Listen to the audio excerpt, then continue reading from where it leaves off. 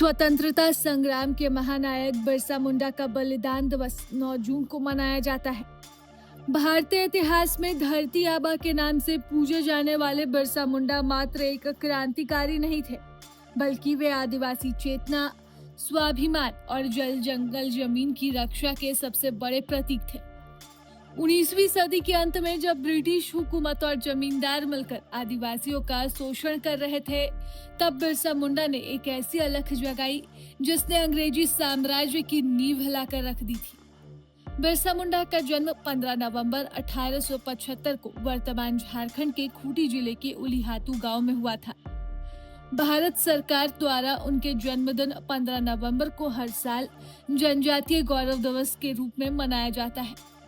उनका बचपन चाईबासा के जंगलों और खेतों में बीता। पढ़ाई के लिए उन्होंने कुछ समय ईसाई मिशनरी स्कूल में दाखिला लिया, जहां उनका नाम बिरसा डेविड रखा गया।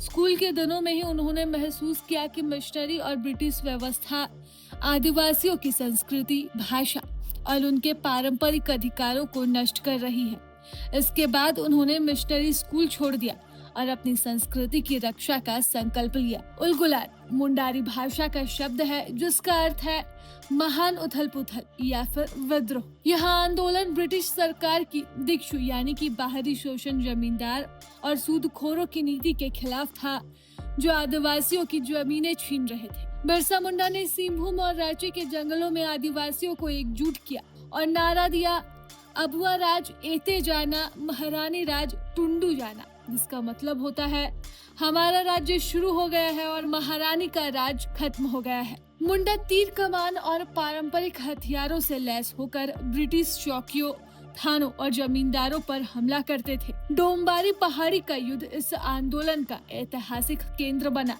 ब्रिटिश सेना आधुनिक हथियारों से लैस थी, फिर भी बिरसा मुंडा की रणनीतियों के सामने उन्हें भारी नुकसान उठाना पड़ा। आखिरकार अंग्रेजों ने चाल चली और बिरसा मुंडा पर इनाम रख दिया। मार्च 1900 में चक्रधरपुर के जामकोपाई जंगल से सोते समय उन्हें धोखे से गिरफ्तार कर लिया गया। मात्र 24 वर्ष की उम्र में 9 जून सन 1900 में रांची जेल में रहस्यमय परिस्थितियों में उन्होंने अंतिम सांसें ली। अंग्रेजों की माने तो उन्हें हैजा हुआ था, लेकिन इतिहासकारों और उनके अनुयायियों का मानना है कि उन्हें अंग्रेजों द्वारा जेल में धीमा जहर दिया गया था। उनकी शहादत के बाद अंग्रेजों को आदिवासियों की जमीन रक्षा के लिए छोटा नागपुर काश्तकारी अधिनियम CNT एक्ट 1908 कानून बनाना पड़ा, जिसने बाहरी लोगों को आदिवासी जमीन खरीदने से रोका। प्रभातखबर.com, विश्वास वही, रफ्तार नहीं।